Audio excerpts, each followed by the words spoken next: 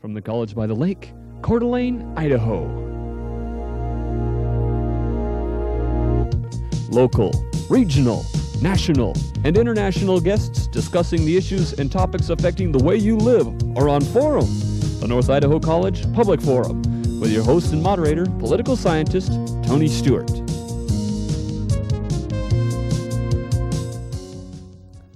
Welcome to the final week of our series that has been entitled Empowering Women, Achieving Human Rights in the 21st Century.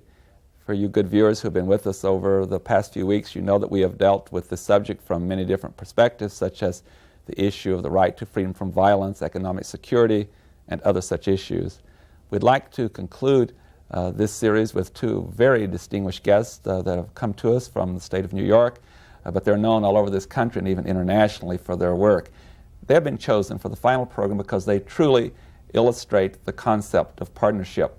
And that has certainly been the underlying theme of this conference, is that women and men should work together collectively as teams, but also individually as this distinguished couple has done so. I'm so pleased to welcome to the program, first of all, Ruby Dee, who, like her spouse, Ossie Davis, is involved in many fields. They're known for their work in television, motion pictures, certainly the live theater, writing, and many different fields, and also they have a production team, and we're proud to say they've done a lot of work for PBS. In the case of Ruby Dee, she is an award-winning actress and author and calls herself a word worker, which I like very much. Recently, Miss Dee was awarded an Emmy for her role in Decoration Day, which is a Hallmark Hall of Fame production. Some of her favorite roles that she's had in the past have included, but certainly much more than I can say on the program, Julie in Wedding Band for the New York Shakespeare Festival. She also has done on television Mary Tyrone in Long Day's Journey into Night. She is also, as I've indicated, an author, and among her works is My One Good Nerve by the Third World Press, and the list goes on and on. Ruby Dee, welcome to Idaho in this program. We're delighted to have you here. Thank you, Mr. Stewart. And we're also very pleased to have her spouse, Ossie Davis, who has held a unique place among the great artists of the American theater, equally distinguished as an actor, writer, and director. He has also been inducted to the NAACP Image Award Hall of Fame in the year 1989. He's most well-known recently for his work as one of the leading persons in the CBS series Evening Shade, which I might add is very popular in this part of the country, and stars with Burt Reynolds, among others, on that program.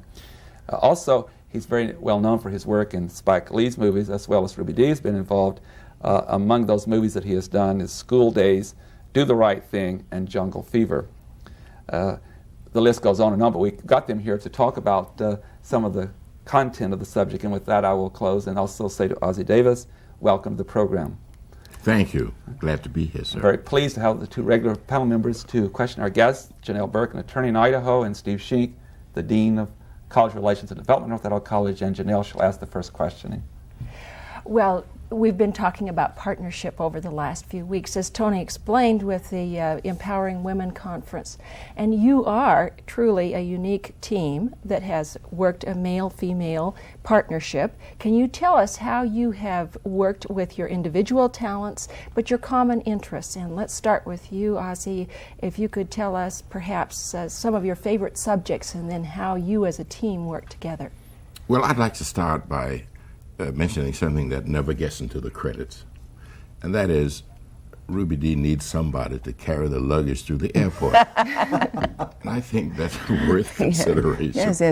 And it also describes humorously the parameters of a relationship. It has to be something that we need from each other, something that you possibly could not do alone. It so happens that Ruby and I were lucky enough to have good health and to have a community of interest. Many of the basic things that give rise to emotion in the lives of people were things that we agreed on without ever having to even discuss them, and which made basic harmony quite possible. And then in terms of our own lives, each of us has I suppose we inherited a sense of assignment. We grew up in the presence of people who inspired us, who taught us, and who also said, now you got to do something about this. People like Paul Robeson and W.B. Du Bois, they never left you without both inspiring you and instructing you, do something.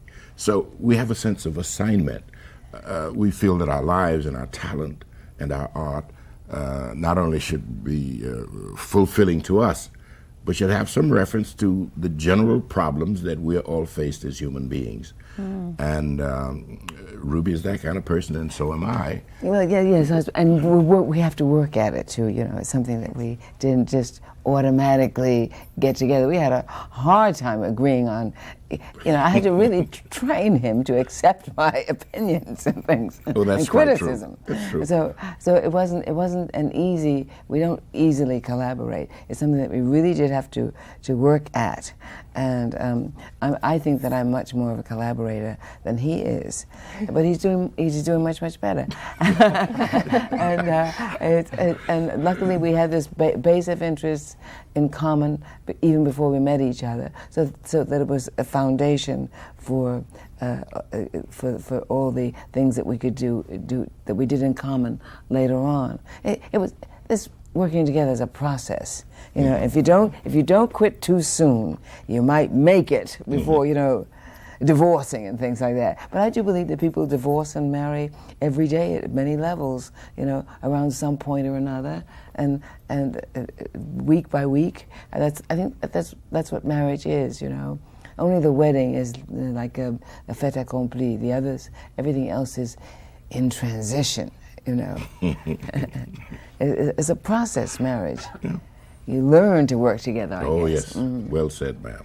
Steve Sheen. You two should be complimented for managing to keep that process going for almost 45 years now. Yes. But we're actually talking, I think, today about two kinds of partnership. One is the remarkable partnership you shared as husband and wife, but the other one is the partnership you've also both shared, the partnership between an agenda as performers and an agenda as human rights activists. Have those complemented one another, those two?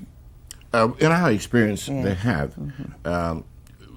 We came up in a culture and in a situation where the group had an objective. Freedom was something that we wanted because there was Jim Crow and segregation. So always on our agenda was, what are you going to do about us being free one of these days?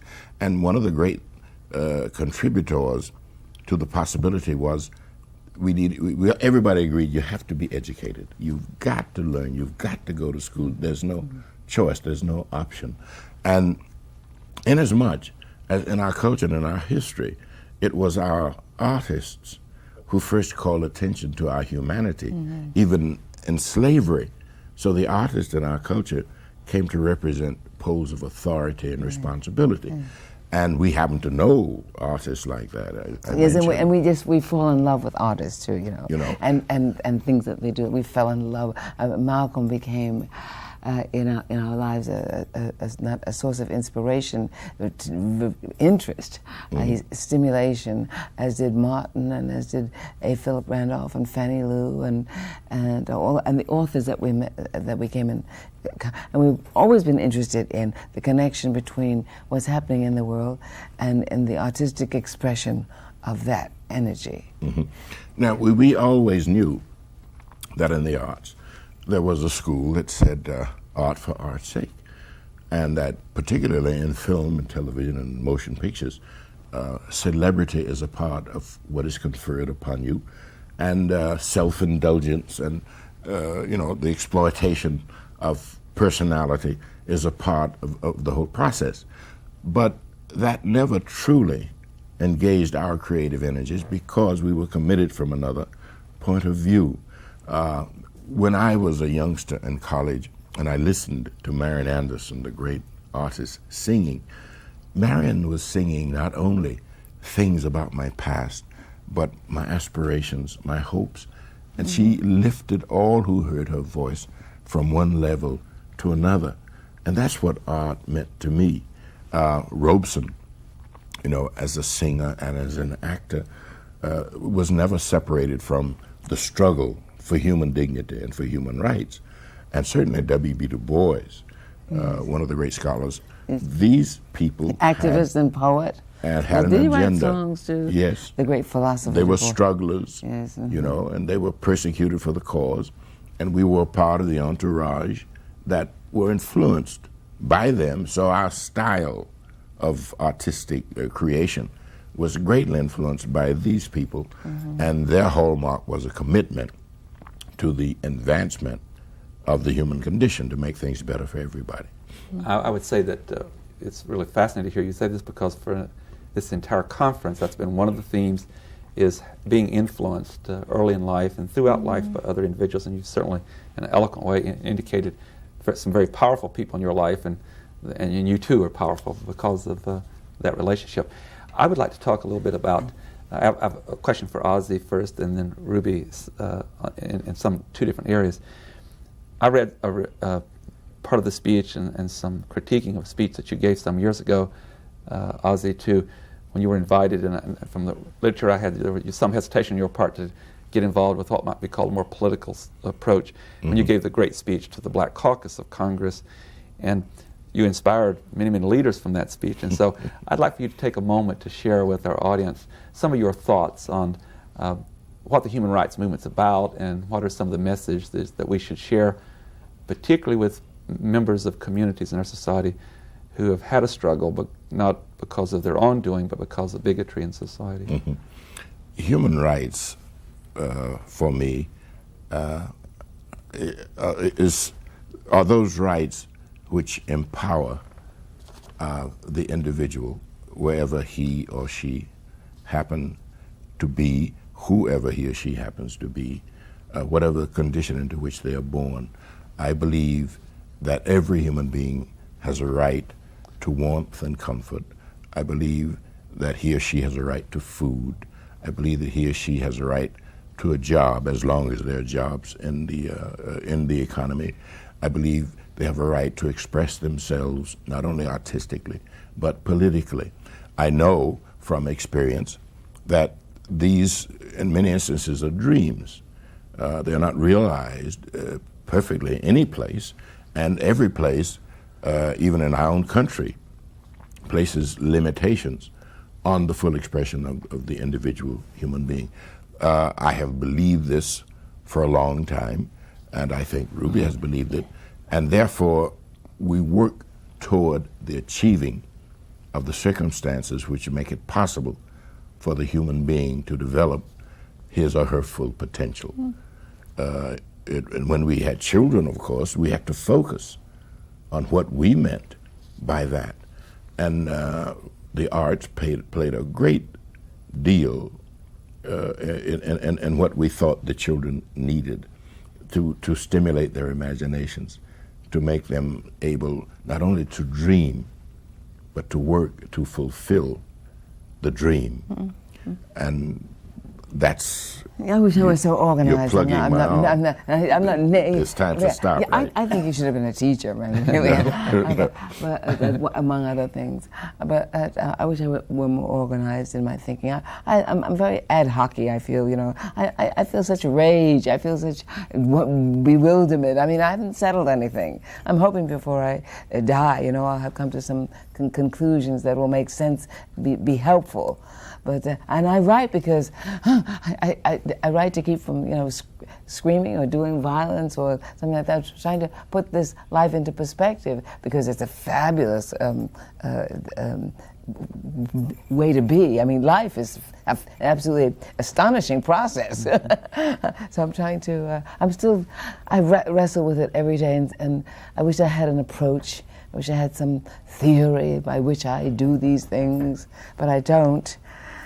And but I mean, I probably have a theory and have some rule of thumb, but it's not the kind that what he explains these things. Yes, please explain it to me. Yes. We do not come to our position, you know, theoretically or.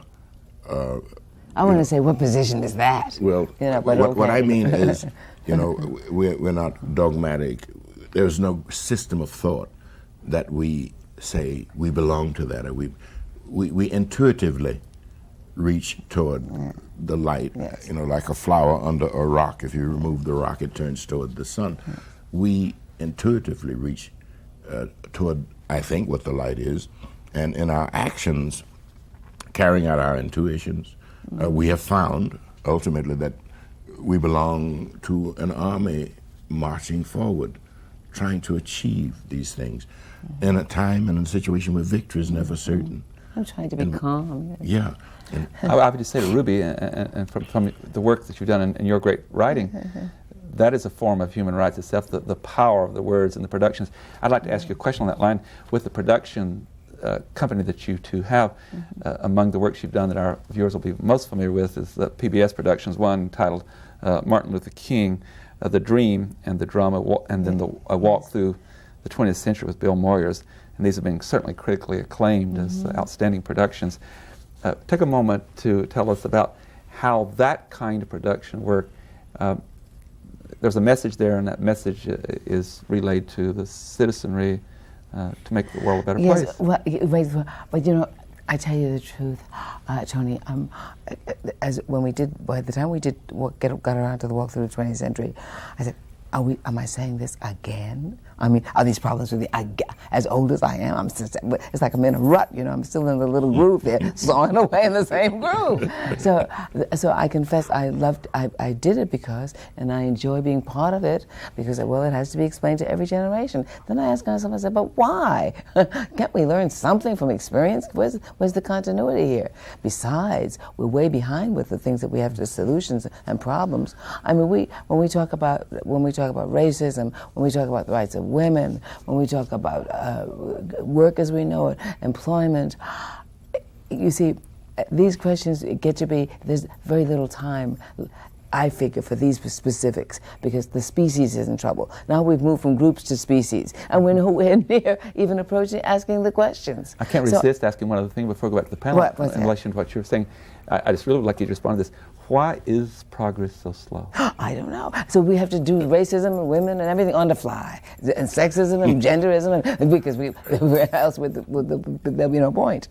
So I have these dilemmas, you know. I'm in the middle of it. Go ahead, Ollie. You can interrupt me. No, I believe that progress is slow, primarily because there are certain conservative tendencies in the human species which have over the centuries served a good purpose. They kept us together. They kept us together at the expense of many marvelous and wonderful things. So we are heritors and carriers of traditions that go way back to the times before history began, some of them with biological bases which still have effect upon us. And as much as we'd like to change them overnight, we can't. Now, in some instances, that's to the good, you know. But now, I think that would be reactionary. As Ruby says, the challenges are so great that we have to disabuse ourselves of our allegiance to the past, even to some of those things which we thought were good. But we must now throw them aside and embrace the new, the positive. You know, in the old days, maybe, when man was the gatherer and the hunter and the woman had to keep the fire and the baby, the separation that implied made sense. And maybe even there was a time, tribally, where having one person as the authority in the family, maybe it made sense. I don't know. But even if it did then, things have changed so radically now that that's reactionary. That holds back the flow of progress. The momentum that we need, you know, is countered by the baggage that we carry.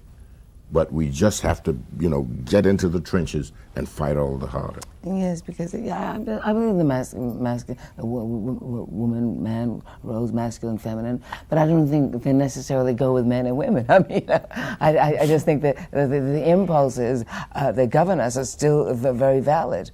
But I think some men make marvelous mothers and tenders and cooks and keepers of the house, where I think there are some women out there who need to get involved in government and politics politics and see what they can do with this.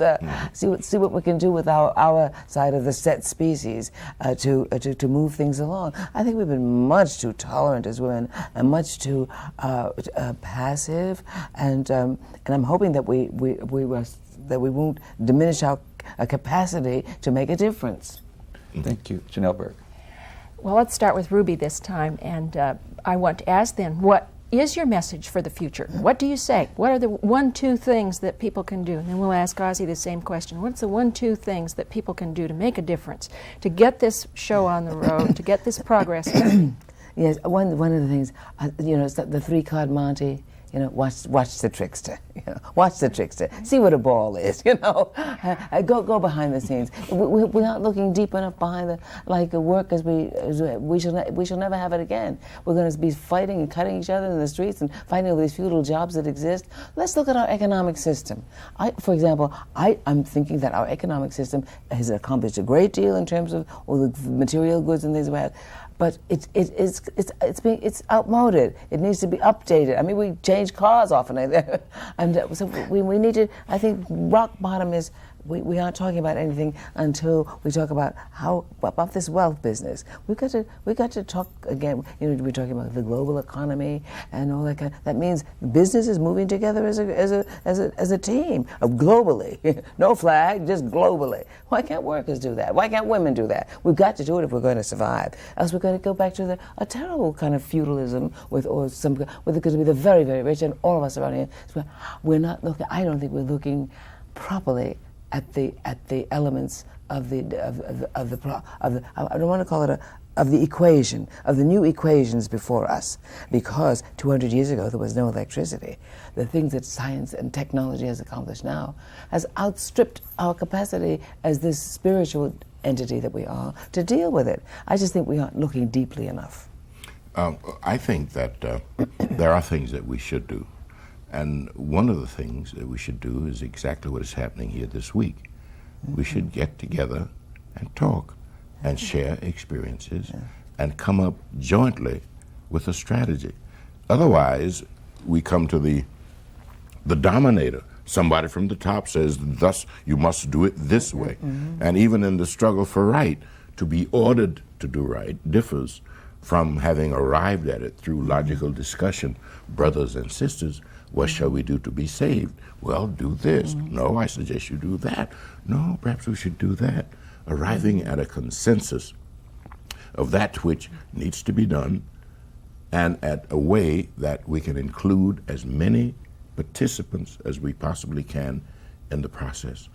We must be wise in the ways of struggle, and we must know that there will be many, many, many defeats. Yes.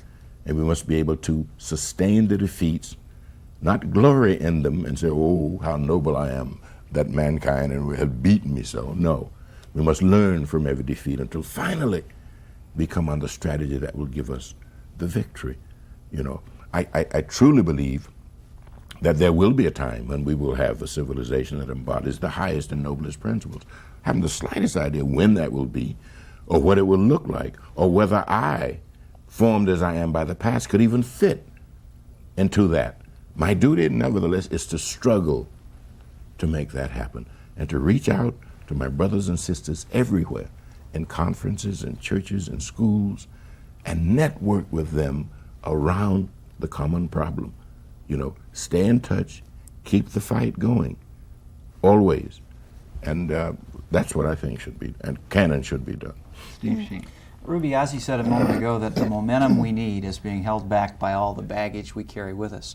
I have a two-part question for you. Is the momentum we need different for you as a woman than it is for Ozzy as a man? And in general terms, is there momentum at all? Are we still making progress? Oh, how dare I, as a human being, the human beings, just the fact of us, it's beyond my, it's such a remarkable concept, how dare I even judge it, that we're making progress? I don't know, because from where I sit, what looks like despair might be just what is needed to bring us as a species to some other point. I don't dare claim otherwise. And what else, one other part was it? I was just wondering, and this, I've been thinking about this since the show began. You two have both accomplished so much in your professional careers. Well, you see, there we go. That's where you're from. I myself feel like I'm still waiting for my big break as an actor. I really am. And I've got my one foot on the peel here, getting ready for the horizontal. I've never heard it put that way.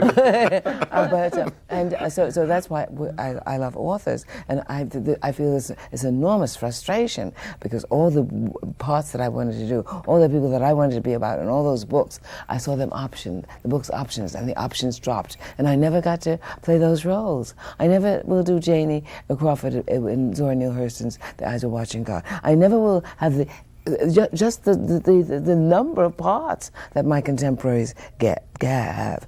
But I'm not saying I accept that, because in addition to I can't dwell on what I didn't get. I really have to keep my eyes on what's possible. To speak to the issue of progress and whether we're making it, I agree with Ruby that a certain humility is in order here.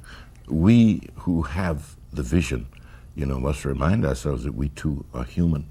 And sometimes we can be dazzled by the brilliance of what it is we see and not see something else on the periphery that's equally valid or maybe even more valid than what we are. Mm-hmm. We must look at where we are and determine the degree to which we're making progress. But we must also say, recognize that history may not have assigned to our particular generation the final solution to the problem. We must always say that there remains a great deal to be done, and that there will come, in the course of time, others who may be able to do it better. I, too, refrain from making judgments on where we are and whether I'm optimistic on the one hand and pessimistic. Those are two ways of looking at the same experience. To me, the thing is that I am fulfilled by being totally involved in trying to make it happen. And I think that's about as much as I can expect from myself. I know the dawn will come. I have no doubt about it, though I may not myself I think see it. The human being is worthy of more than we're getting. And that our value system we have to improve our value system, because those things we live by are not worthy of us. We were created, I think, for something far more important and noble and spectacular. That's what I'm thinking. On that note, I have to bring the program to conclusion. I have a signal that we're out of time. On behalf of the panel and our staff, I can truly say that you've been most inspiring and eloquent and have been a beautiful way to close out this 6-week series on what we're about as human beings and the partnership. And we have been honored with your presence, and thank you for being with us. Thank you. Thank you. Ladies and gentlemen, our guests have been Ruby Dee and Ossie Davis, who are certainly well known for their acting in both motion pictures and television and their writing and theater. I know you've enjoyed this program and this entire series. We've been delighted to bring it to you, and we'd like to invite you to be with us again next week when we'll move into another area to discuss with you human beings and subjects that we think are important to you. Until then, please have a good week. I am Tony Stewart. You were absolutely wonderful. The North Idaho College Public Forum was videotaped live from the studios of Telemedia Services on the campus of North Idaho College for viewing at this more appropriate time. We invite you to join us again next week for another all-new edition of the North Idaho College Public Forum on this public television station.